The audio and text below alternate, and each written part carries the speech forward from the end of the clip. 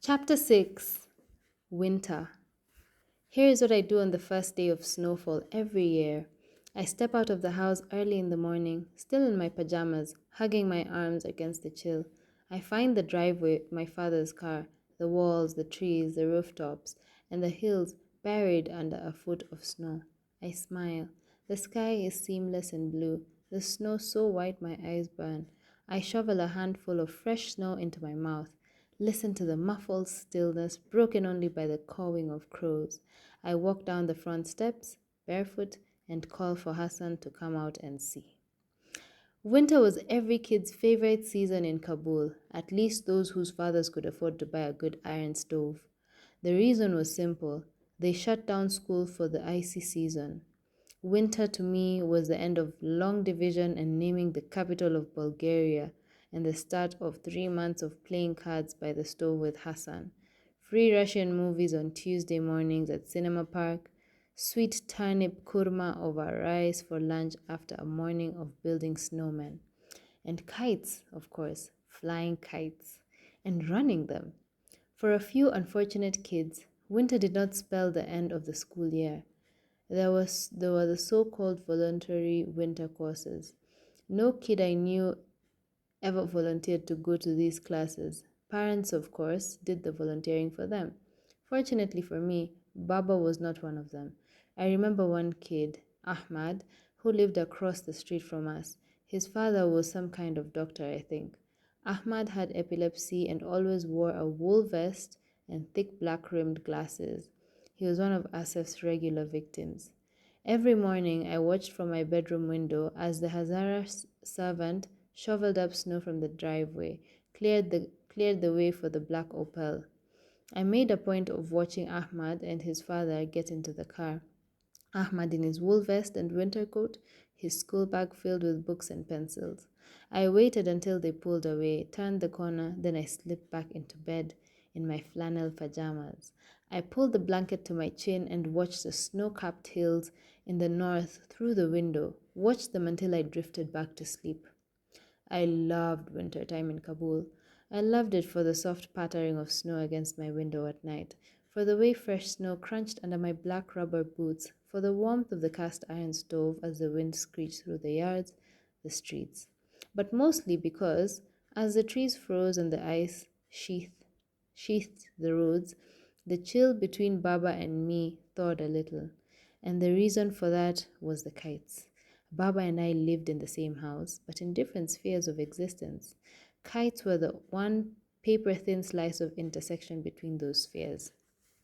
Every winter, districts in Kabul held a kite fighting tournament, and if you were a boy living in Kabul, the day of the tournament was undeniably the highlight of the cold season. I never slept the night before the tournament.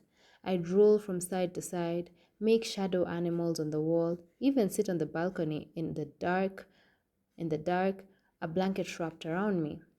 I felt like a soldier trying to sleep in the trenches the night before a major battle. And that wasn't so far off. In Kabul, fighting kites was a little like going to war. As with any war, you had to ready yourself for battle. For a while, Hassan and I used to build our own kites. We saved our weekly allowances in the fall, dropped the money in a little porcelain horse Baba had brought one time from Herat. When the winds of the winter began to blow and snow fell in chunks, we undid the snap under the horse's belly.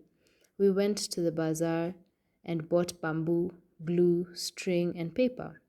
We spent hours every day shaving bamboo for the center and crossbars, cutting the thin tissue paper which made for easy dipping and recovery. And then, of course, we had to make our own string, or tar. If the kite was the gun, then tar, the glass-coated cutting line, was the bullet in the chamber. We'd go out in the yard and feed up to 500 feet of string through a mixture of ground glass and glue. We'd then hang the line between the trees, leave it to dry. The next day, we'd wind the battle-ready line around a wooden spool. By the time the snow melted and the rains of spring swept in, every boy in Kabul bore telltale horizontal gashes on his fingers from a whole winter of fighting kites. I remember how my classmates and I used to huddle, compare our battle scars on the first day of school. The cuts stung and didn't heal for a couple of weeks, but I didn't mind. They were reminders of a beloved season that had once again passed too quickly. Then the class captain would blow his whistle and we'd march in a single file to our classrooms, longing for winter already, greeted instead by the specter of yet another long school year. But it quickly became apparent that Hassan and I were better kite fighters than kite makers. Some flaw or other in our design always spelled its doom. So Baba started taking us to Saifo's to buy our kites. Saifo was a nearly blind old man who was a muchi by profession, a shoe repairman. But he was also the city's most famous kite maker, working out of a tiny hovel on Jademewand, the crowded street of south the crowded streets south of the muddy banks of the Kabul River. I remember you. I remember you had to crouch to enter the prison cell sized store and then had to lift a trapdoor to creep down a set of wooden steps to the dank basement where Saifo stored his coveted kites. Baba would buy us each 3 identical kites and spools of glass string. If I changed my mind and asked for a bigger and fancier kite, Baba would buy it for me, but then he'd buy it for Hassan too. Sometimes I wished he wouldn't do that, wished he'd let me be the favorite. The kite fighting tournament was an old winter tradition in Afghanistan. It started early in the morning on the day of the contest and didn't end until only the winning kite flew in the sky. I remember one year the tournament outlasted the daylight. People gathered on sidewalks and roofs to cheer for their kids, the streets filled with kite fighters jerking and tugging on their lines, squinting up to the sky, trying to gain position to cut the opponent's line. Every kite fighter had an assistant, in my case, Hassan, who held the spool and fed the line. One time, a bratty Hindi kid whose family had recently moved into the neighborhood told us that in his hometown, kite fighting had strict rules and regulations. You have to play in a boxed area and you have to stand at a right angle to the wind, he said proudly. And you can't use aluminum to make your glass string. Hassan and I looked at each other, cracked up.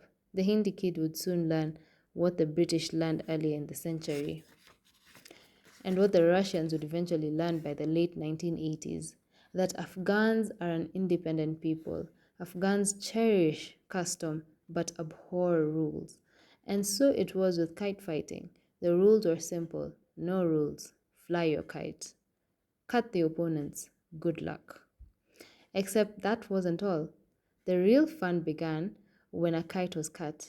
That was where the kite runners came in. Those kids who chased the wind-blown kite drifting through the neighborhoods until it came spiraling down in a field, dropping in someone's yard, on a tree or a rooftop.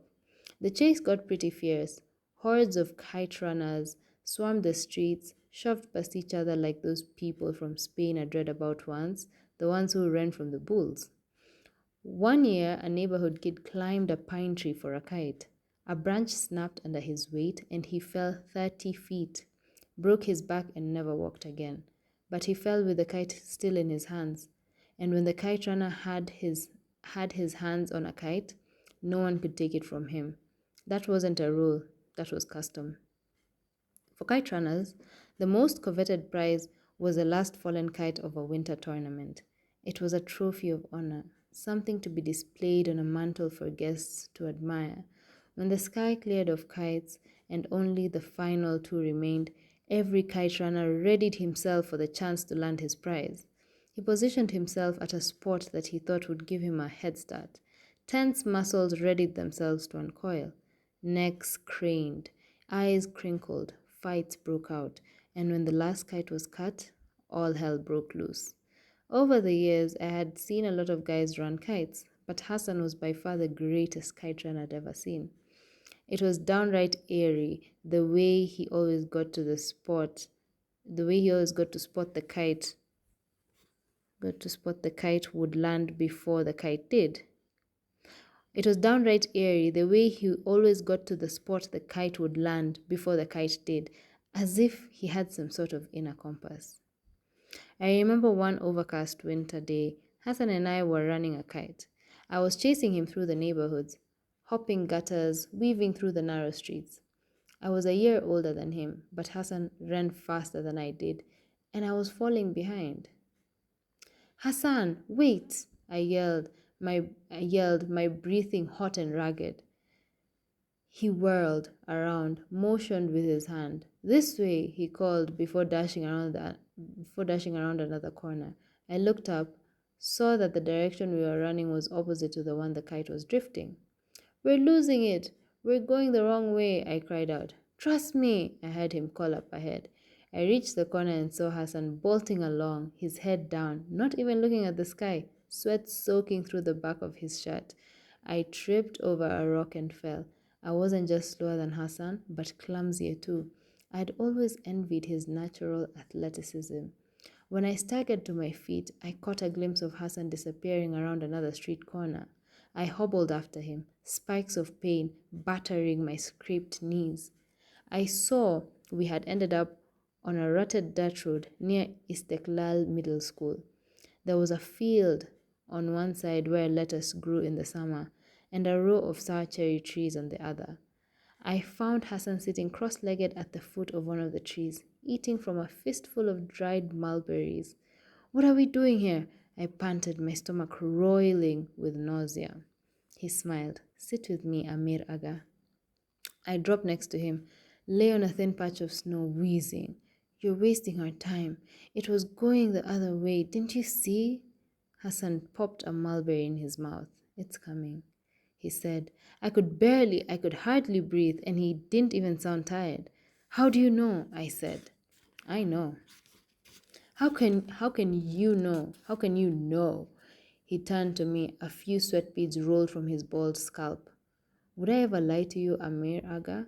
Suddenly, I decided to toy with him a little. I don't know, would you? I'd sooner eat dirt, he said with a look of indignation. Really? You'd do that? He threw me a puzzled look. Do what? Eat dirt if I told you to, I said. I knew I was being cruel, like when I'd taunt him if he didn't know some big word. But there was something fascinating, albeit in a sick way, about teasing Hassan. Kind of like when we used to play insect torture, except now he was the ant and I was holding the magnifying glass. His eyes searched my face for a long time. We sat there, two boys under a sour cherry tree, suddenly looking, really looking at each other. That's when it happened again. Hassan's face changed. Maybe not changed, not really, but suddenly I had the feeling I was looking at two faces. The one I knew, the one that was my first memory, and another, a second face, this one lurking just beneath the surface. I had seen it happen before. It always shook me up a little bit. It just appeared, this other face, for a fraction of a moment, long enough to leave me with the unsettling feeling that maybe I had seen it someplace before. Then Hassan blinked, and it was just him again, just Hassan. If you asked, I would, he finally said, looking right at me. I dropped my eyes. To this day, I find it hard to gaze directly at people like Hassan, people who mean every word they say. But I wonder, he added, would you ever ask me to do such a thing, Amir Aga? And just like that, he had thrown at me his own little test. If I was going to toy with him and challenge his loyalty, then he'd toy with me, test my integrity. I wished I hadn't started this conversation. I forced a smile. Don't be stupid, Hassan. You know I wouldn't. Hassan returned the smile, except his didn't look forced. I know, he said. And that's the thing about people who mean everything they say. They think everyone else does too. Here it comes, Hassan said, pointing to the sky. He rose to his feet and walked a few paces to his left. I looked up, saw the kite plummeting towards us. I heard footfalls, shouts, an approaching melee of kite runners. But they were wasting their time because Hassan stood with his arms wide open, smiling, waiting for the kite. And may God, if he exists, that is, strike me blind if the kite didn't just drop into his outstretched arms. In the winter of 1975, I saw Hassan run a kite for the last time. Usually, each neighborhood held its own competition. But that year, the tournament was going to be held in my neighborhood, Wazir Akbar Khan, and several other districts, Karte Char, Karte Parwan, Mekro Rayan, and Kote Sangi, had been invited. You could hardly go anywhere without hearing talk of the upcoming tournament. Word had it this was going to be the biggest tournament in 25 years. One night that winter, with a big contest only 4 days away, Baba and I sat in his study and overstuffed leather chairs by the glow of the fireplace. We were sipping tea, talking. Ali had served dinner earlier, potatoes and curried cauliflower over rice, and had retired for the night with Hassan. Baba was fattening his pipe, and I was asking him to tell the story about the winter. And a pack of wolves had descended from the mountains in Herat and forced everyone to stay indoors for a week. When he lit a match and said casually, I think maybe you'll win the tournament this year. What do you think? I didn't know what to think or what to say. Was that what it would take? Had he just slipped me a key? I was a good kite fighter, actually, a very good one. A few times I'd even come close to winning the winter tournament. Once I'd made it to the final three. But coming close wasn't the same as winning, was it? Baba hadn't come close. He had won because winners won and everyone else just went home. Baba was used to winning at everything he set his mind to. Didn't he have a right to expect the same from his son? And just imagine, if I did win. Baba smoked his pipe and talked. I pretended to listen, but I couldn't listen, not really, because Baba's casual little comment had planted a seed in my head, the resolution that I would win that winter's tournament. I was going to win. There was no other viable option. I was going to win, and I was going to run that last kite.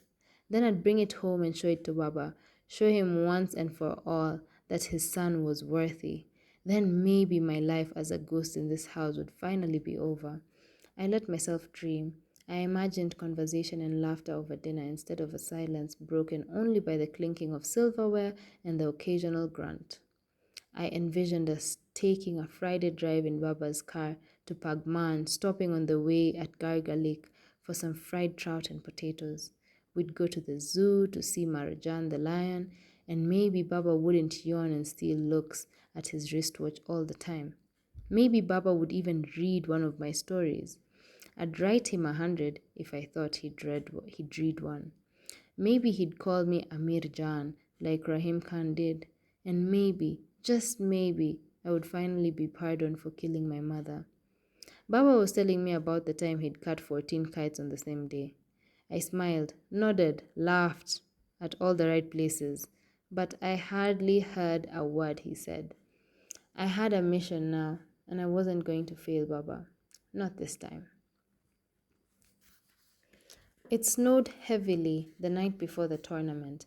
Hassan and I sat under the kursi and played panchpar as wind rattled tree branches tapped on the window. Earlier that day, I'd asked Ali to set up the kursi for us, which was basically an electric heater, under a low table covered with a thick quilted blanket.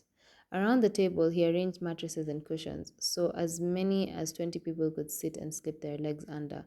Hassan and I used to spend entire snowy days snug under the kursi, playing chess, cards, mostly panchpar.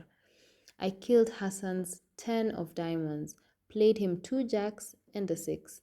Next door, in Baba's study, Baba and Rahim Khan were discussing business with a couple of other men. One of them I recognized as Asef's father. Through the wall, I could hear the scratchy sound of Radio Kabul news. Hassan killed the 6 and picked up the jacks. On the radio, Daoud Khan was announcing something about foreign investments. He says someday we'll have television in Kabul, I said. Who? Daoud Khan, you ass, the president. Hassan giggled. I heard they already have it in Iran, he said. I sighed. Those Iranians. For a lot of Hazaras, Iran represented a sanctuary of sorts. I guess because, like Hazaras, most Iranians were Shia Muslims.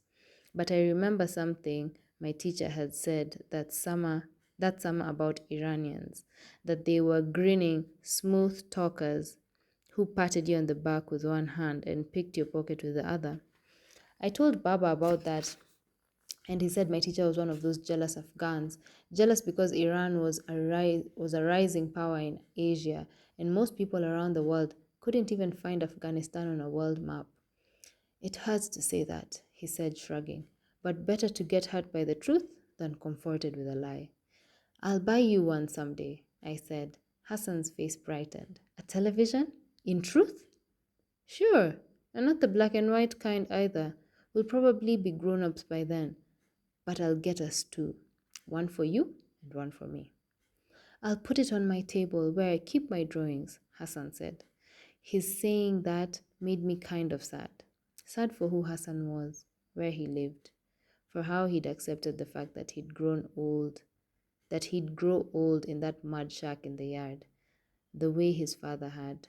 I drew the last card, played him a pair of queens and a 10. Hassan picked up the queens. You know, I think you're going to make Aga Sahib very proud tomorrow. You think so? Insha'Allah, he said. Insha'Allah, I echoed, through the God willing qualifier, though the God willing qualifier didn't sound as sincere coming from my lips. That was the thing with Hassan. He was so goddamn pure, you always felt like a phony around him. I killed his king and played him my final card, the ace of spades. He had to pick it up. I'd won, but as I shuffled for a new game, I had the distinct suspicion that Hassan had let me win. Amir Aga? What? You know, I like where I live. He was always doing that, reading my mind. It's my home. Whatever, I said. Get ready to lose again.